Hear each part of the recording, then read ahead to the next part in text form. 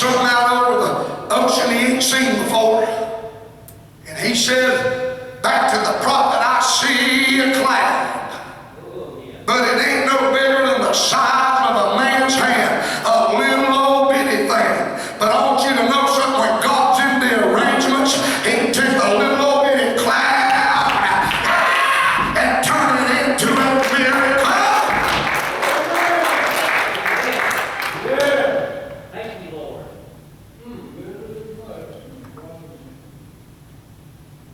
When the old prophet gets the word that there's something about to happen over the size of a man's hand, he says to Ahab, the wicked king, Ahab, he said there's something about the wickedness and evil that likes to hang around the anointed. You ever notice that?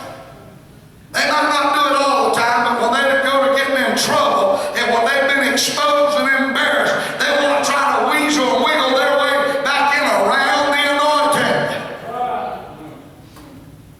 You better hear me. He says, I see a cloud.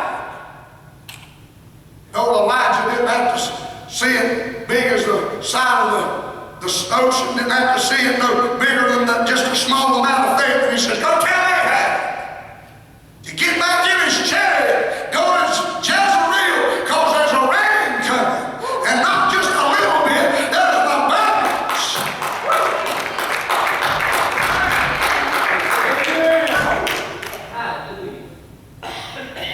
So he gets in his chariot, that fine polished brass, gold made, probably some of the finest harness horses that they have to offer. And he crawls up in that thing, that polished leather, and I can see it now. I'm telling you something, son, that's a sight to behold. And he starts coming from off the side of the Mount Carmel, and he's headed down 30 miles away from there, and he's natural born tearing it up where he can get back and report that the rain's coming. Young'uns, y'all get ready. The rain's on the way. Amen. Yes. About that time, the old prophet gets up from his prayer. Your Bible said he puts his old leather girdle back on. Good God. Can you imagine having that? Having to wear something got such a garb on you that you got to put a leather girdle. The rich folks, they wore satin for their, and silk, what they wore. But this old prophet was just an old poor working fella, and he got up and put his leather girdle on, and your Bible said he took off a running. Ain't that amazing? Woo! Hallelujah! I got some news for somebody. You ain't got to have a polished chariot to get God's work done with the anointing. Your Bible said, and the hand of the Lord was upon him. Praise God. And he tears out from the top of Mount Carmel. I don't know how long it take him to get out from up there. 30 miles is a pretty long way. I doubt I could run 300 yards, much less 30 miles. But the power of God came on the man, and he ran. And he outrun the chariot to the city of Jezreel. Good God Almighty. He went out around the horses and the chariot. I want to tell you, when the power of the Holy Ghost gets inside of a man, he'll do things that are supernatural that the mortal man cannot identify with. The mortality of man cannot do. Hallelujah. Thank you, Lord. Hallelujah. Thank you, Holy Ghost. Ahab goes in and tells Jezebel all that the prophet has done. He's slain false prophets. He just made a mockery, Jezebel. Out of all the mess that you're doing, God's using this man to undo it, unravel it. He's exposing you. And that's what happens when the anointing comes in. It exposes the ungodly. It exposes and separates truth from fake. Oh, yeah. Hallelujah. The real from the unreal. The real God from the false God. The anointing from the unanointed.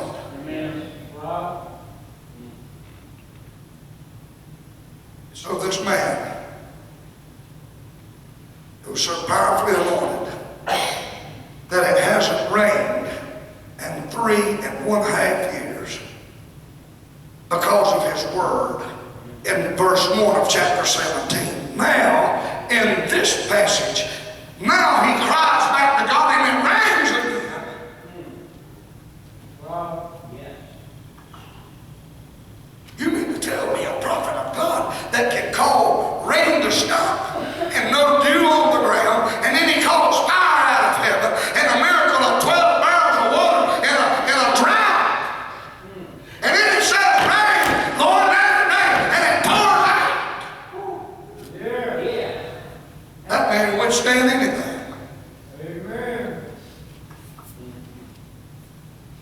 Except the fear for his life.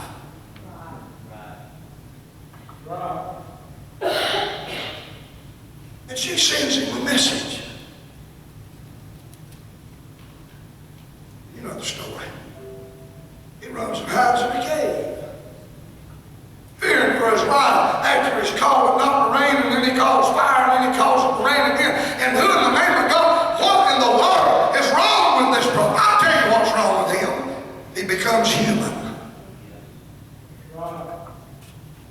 Same thing will happen to you if you go to your doctor appointment in the morning and you get a death sentence that you've got 90 days to live.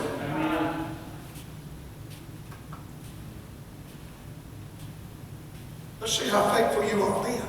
Let's see how you trust God then.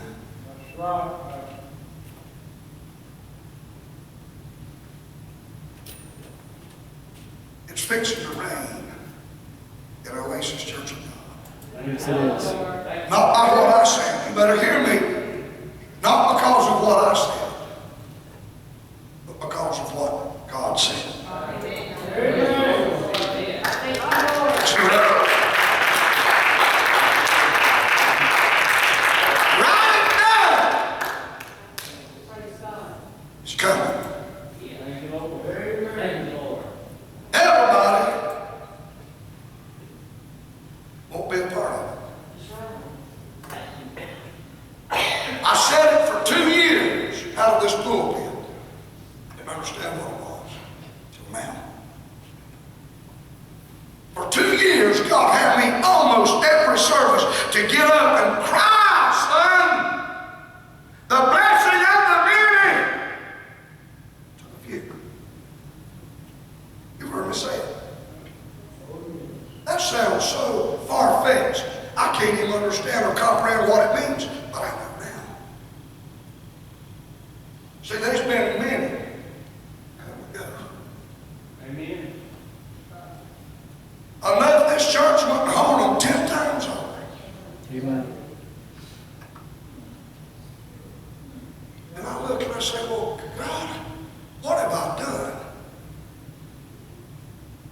that would cause people to not believe you? And I look at the old prophet who finds himself miserable, alone, hiding in a cave, out of everything he's done, and not, wait a minute, where was his servant then? Servants with him when the glory of God's fallen. True. See, everybody wants to be your friend, invite you to eat with them and pay your meals when the glory's falling. Preach it. But where they at? Hiding in the cave. Ben, don't. By yourself. Come on. See, it's Satan's job to put every person here tonight to seclude you and set you apart to make you think that you're on an island somewhere. True. And that nobody loves you, that nobody cares for you, and that God that used to do those things in your life, well, he's quit doing them. Preach, amen.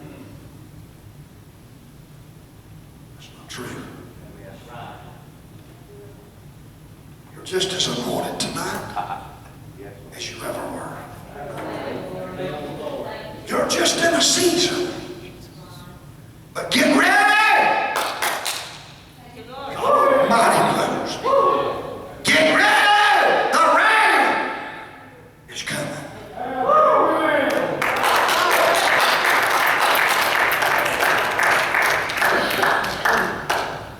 And when God gets in the arrangements, we're going to see miracle after miracle after miracle.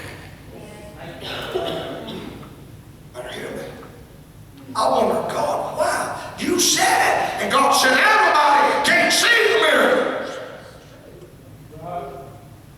He put them all out of the house. Except him,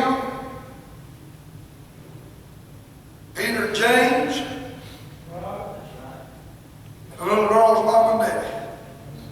Fivefold ministry. To see a damsel girl resurrected. You know why? Because they mocked him and laughed at him when he said, she ain't dead, she's sleeping. They mocked. Or don't you tell me there ain't been some mockers in here? Amen.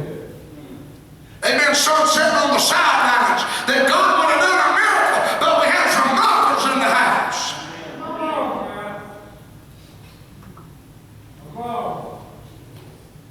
you one of them that went and got the report and come back and said they ain't nothing happened. So we got to get out of here where it's dry and desolate. We got to find us somewhere that the rain's falling, because we all about the emotion. We don't care about the fight. We just want the victory. Well, I got some news for you. There'll never be a victory without a battle. Amen. Rain's coming. I hear a sound of an abundance of rain. Ahab, get in your chariot and you go tell whoever you want to. Rain's coming. Just like Elijah. The devil raises his head. You know all the men of God would have had to die. Lifted his hand toward her and she would have died in her tracks. 850 prophets of Baal slaughtered at the word of God. 450 of them at one time.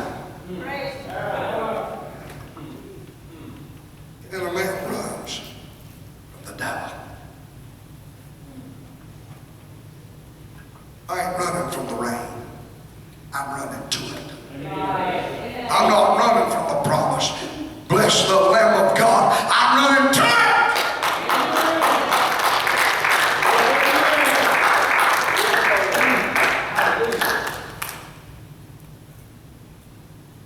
So he runs, hides in the cave. And you know an amazing thing about God is even when we're running in disobedience and fear, he still takes care of us. A brook called Cherith. In the Hebrew, it's interpreted place of preparation. Yes. So there's always got to be a brook before you get to the miracle. True. And if God keeps providing there at the brook, we'll stand there and never do anything but just wait on God to do something else. That's right. What are you doing in the cave, Elijah? I feared.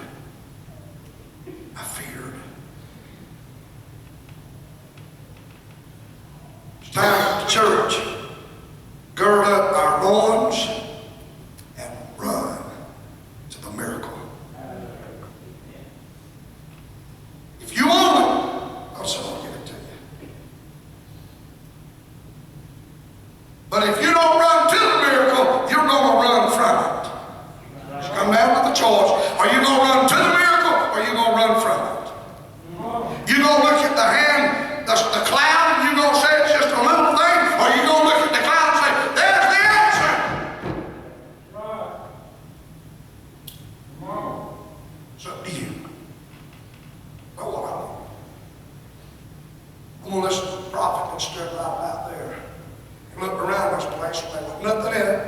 empty room. And he said, don't hang up your tools yet.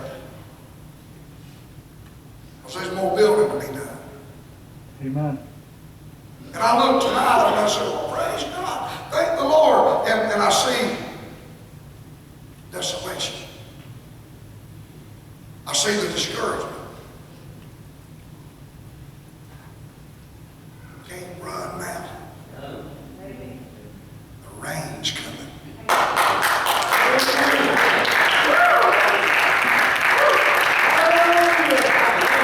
Stand with me all over.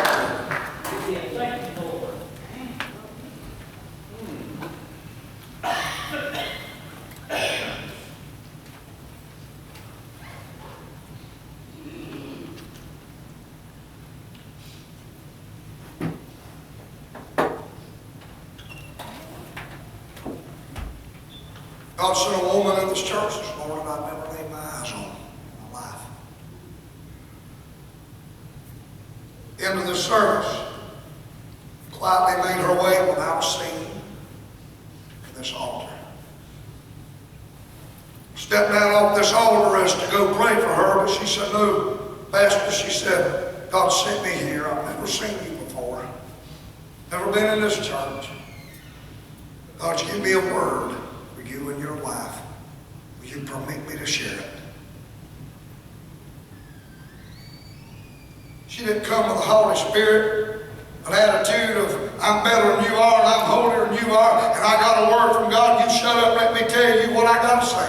None of that. She was humble and asked, do you want it? I'll give it to you. If not, I'll leave. This is what she said. When I stepped on these grounds, I sensed the adversity that Satan has brought on this flock. Listen to me. This woman don't know us from that. Fact of the business is, I wish somebody would tell me if you know who she is. You know her? I'd like to send her a call. Get with Diane and let her know her address. Tell her her name. She said, Pastor, hold fast what God has promised. That I see a wave. It's just about to crest. A wave of blessings. Listen to me. And unbeknownst to anybody else in the church, see, the scripture says out of the mouth of 2 or 3 witnesses, the word is established. God sent a man to me this afternoon and said, listen, I had a dream. I saw this place packed to capacity. But I saw a false spirit.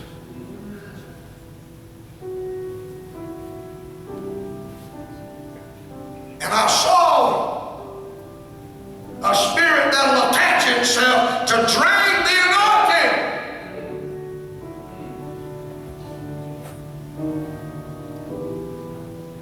And he shared with me about a lady he saw in his dream, and I'm not going to tell it publicly. I will share it with her in private. She needs to know it.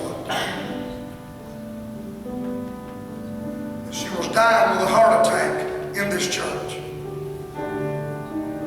And he went to her to lay hands on her. And she said, please help me, I'm dying. He said, no, you're not. And as he went to lay his hands on her, he said, even the bed she was laying on got up and moved from him. See, that spirit that caused Elijah to hide in a cave is searching and hunting folks in this house.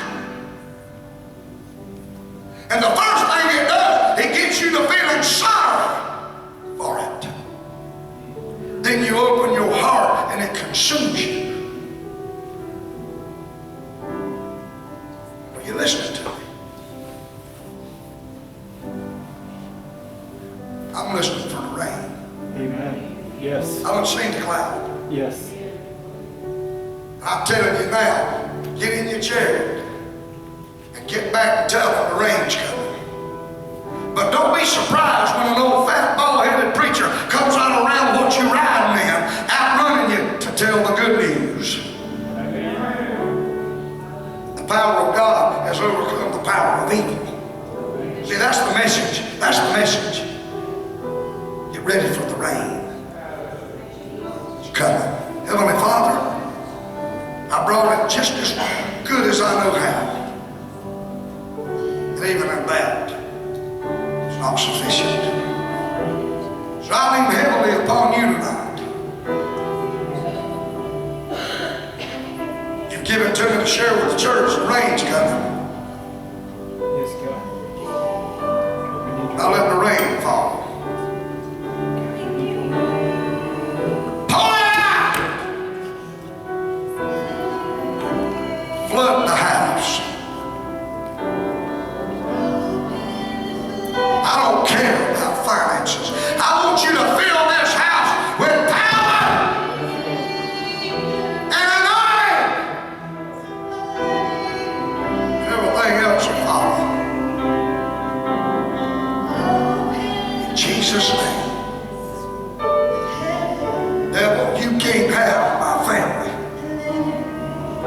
It is unbiblical. You can't make God to be a lie. If Paul and I stay faithful, God, you're committed and you're contracted to do what we've asked. The only thing that violates it, if I get out of your will, then it's null and void. Can't have a church. This is God's house. This is God's flock. You've been given authority to attack us, but you haven't been given authority to conquer us. Send the rain. Send the rain. In Jesus' name.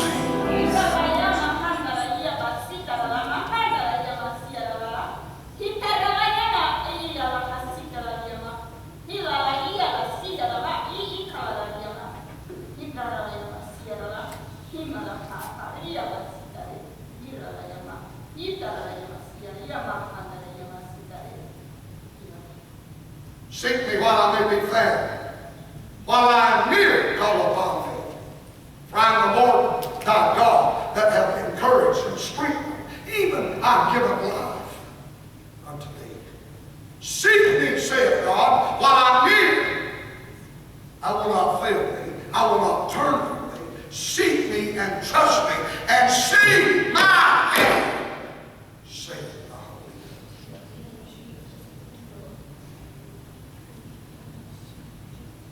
Ghost.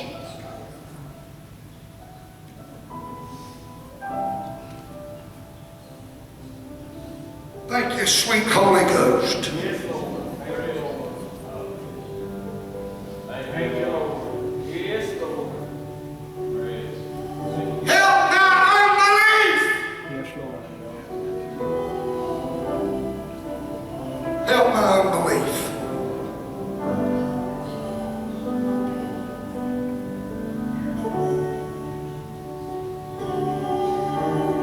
Let it rain.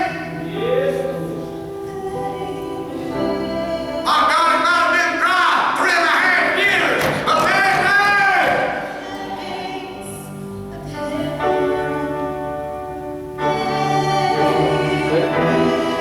Oh, I hear the sound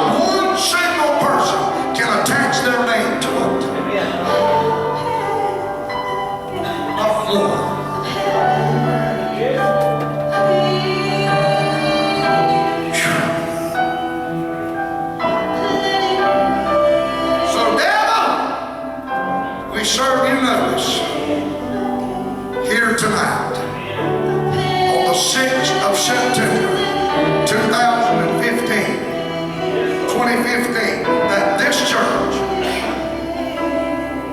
hears the rain. This flock is getting ready for an abundance of rain.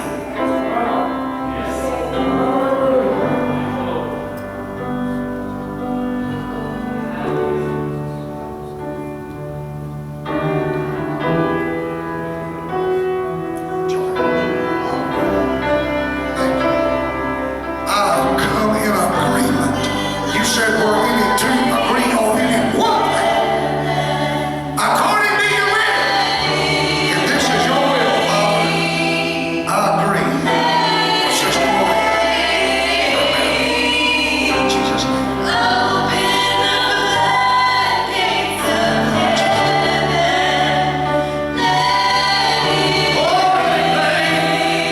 Thank you, Jesus.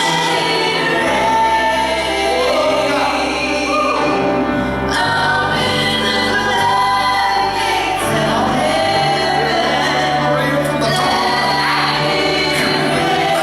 God, I feel something now.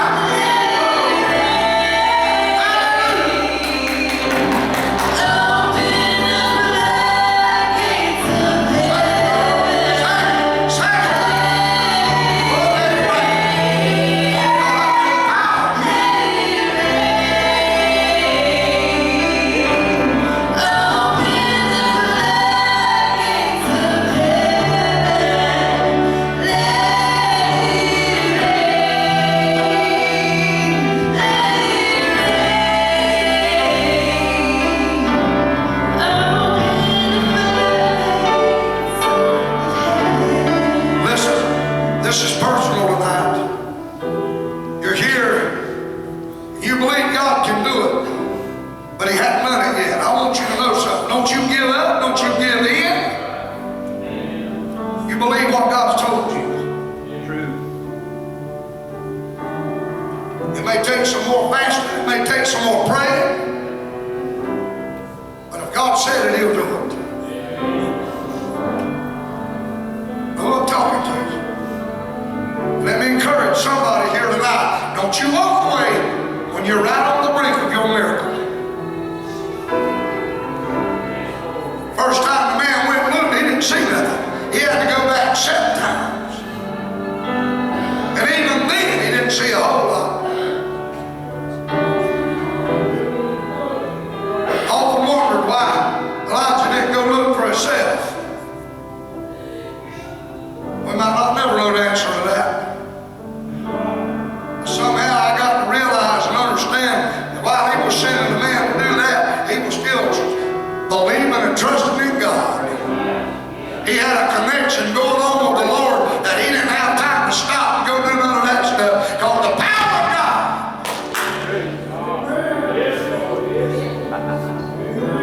Done stir old Elijah up now. Stretch your hands, Lord, Sister Wendy tonight. Heavenly Father, oh, good God Almighty. I ain't giving up. What you told me is the truth. I hear the sound of an abundance of rain. God, I believe I'm going to be standing right beside when they cry out, thank you, Jesus.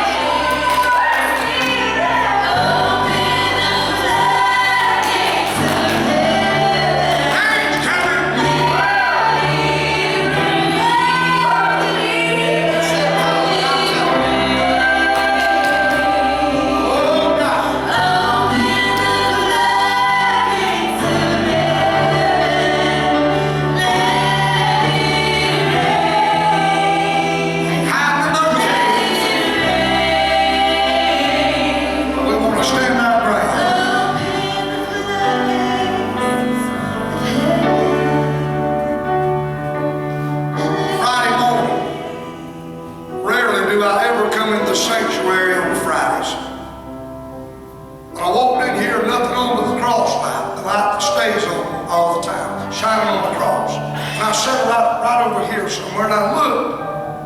I was just praying and praising and thanking God for everything that He's done in the church and our life. It just become a prayer of thanks. Not asking for nothing, but just thanking. And all of a sudden, the Lord took my attention to the cross. And I said, yeah, Lord, I remember.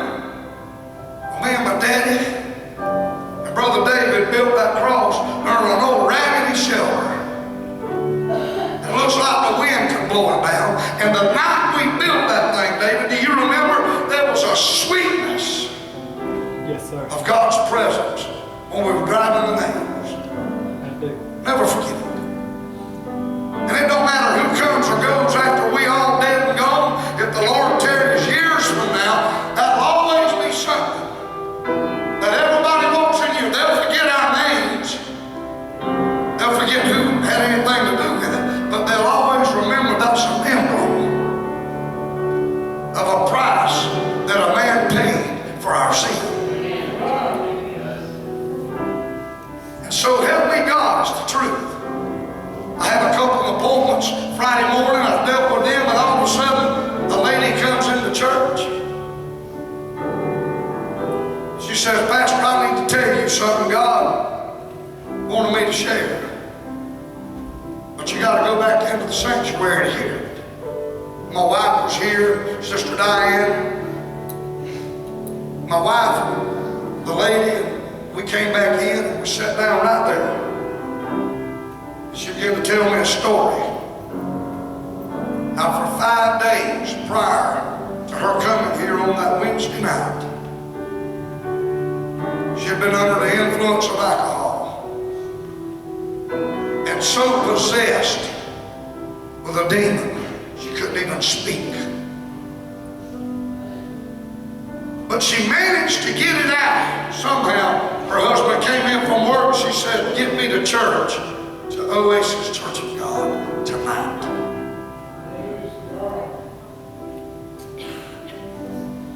I'll never forget. She was sitting somewhere right about here.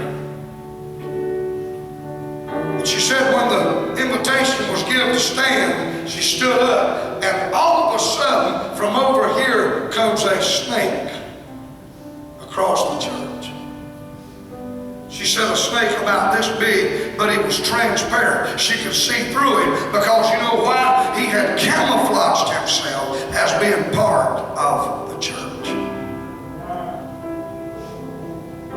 She said he attacked me, Pastor, and started at my feet and began to wind himself around my body. And when he got to my shoulders, it was so bad till it threw my shoulders both out of joint. She said my husband immediately recognized that I was in trouble. She said, I don't know who it was, and it don't matter who it was, but somebody mentioned about praying in the church, and the entire congregation began to pray. She said that thing turned me loose. Fell back to my feet. But just as soon as the church quit praying, it began to wrap itself around me again. You better hear me now. Listen to me. What she said. She said, but all of a sudden, an invitation was given to the altar. And she said, I thought to myself, I couldn't speak, I couldn't talk, I couldn't do anything. She thought in her mind, if I could just get that altar, I'll live. So help me God. Is that what she said? And she said, all of a sudden, when I thought that in my mind, that thing released me. And she said, I run to the altar. And she said, Pastor, before I even realized it, I found myself on the platform with you. And she said, I looked at the cross.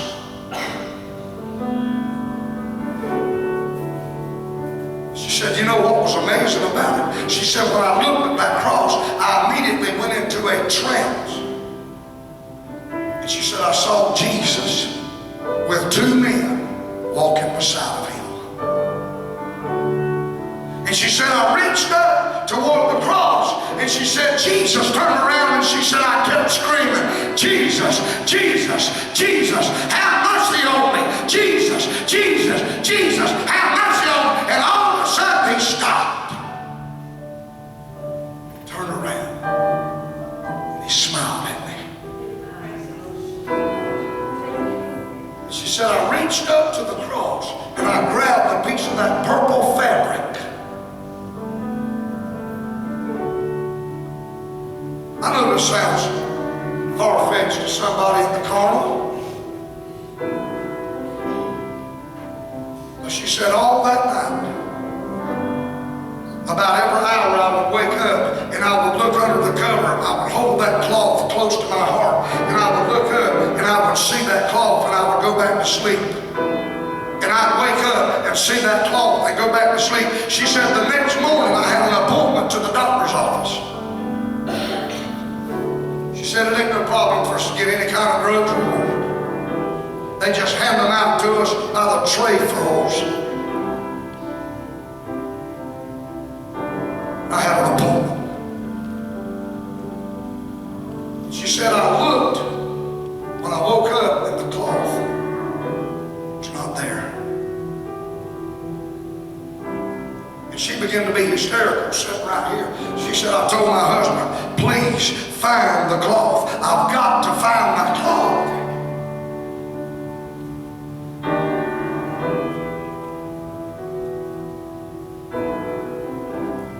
He responded by saying, honey, what in the world is wrong with you?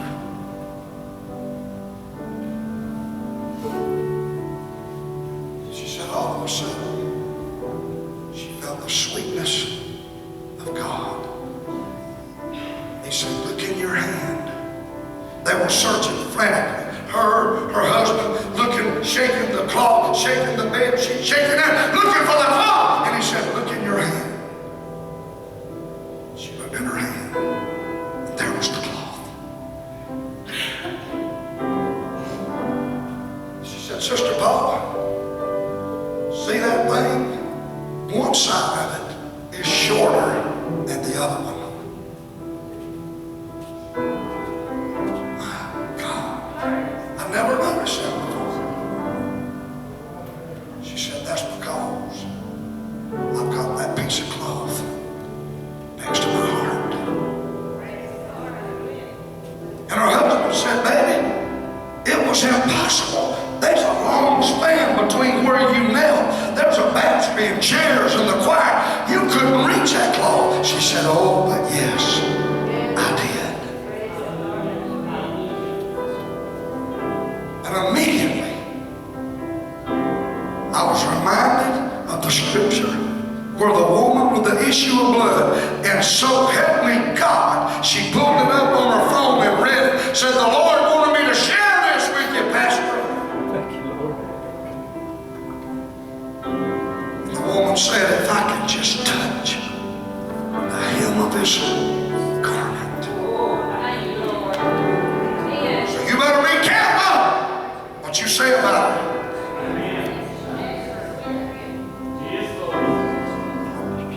Do you think that a church can receive that kind of anointing without going through some tests? You think we just gonna see crippled babies walk? Do you think we're gonna see Gracie take 6 steps in the foyer that had never even wiggled her toes?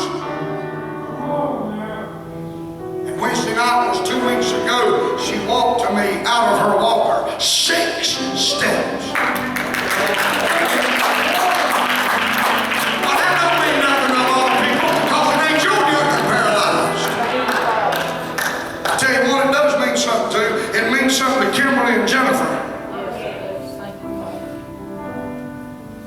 Don't be surprised one day, Kimberly, that you don't get out of that wheelchair. Amen. Yes, Lord. Oh, you ought not tell that little girl that. You ought not get her hopes up. I curse you, you lying, foul spirit. Hallelujah. I curse you, you lying devil. You ain't nothing but a demon of hell. Yes, God. I decree it and I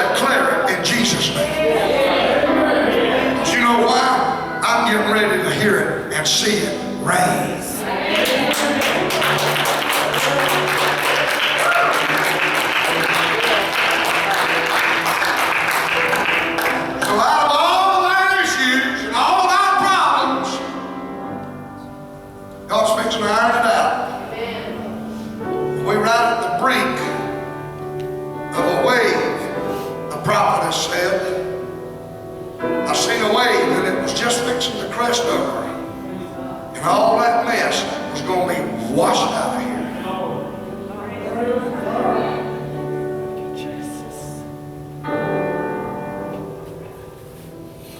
I hear a sound.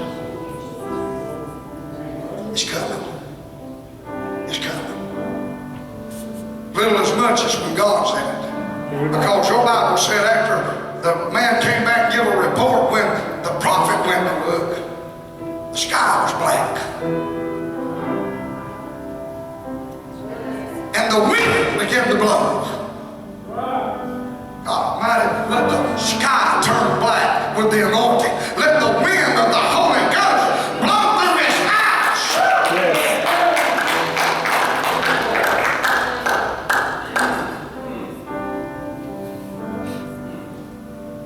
Let me see the miracles of Elijah. The miracles you said I'd see. I'm ready. Ready. I'm going to ask before I close the meeting, anybody here lost tonight, you want to be saved? We had a man saved in the church this morning.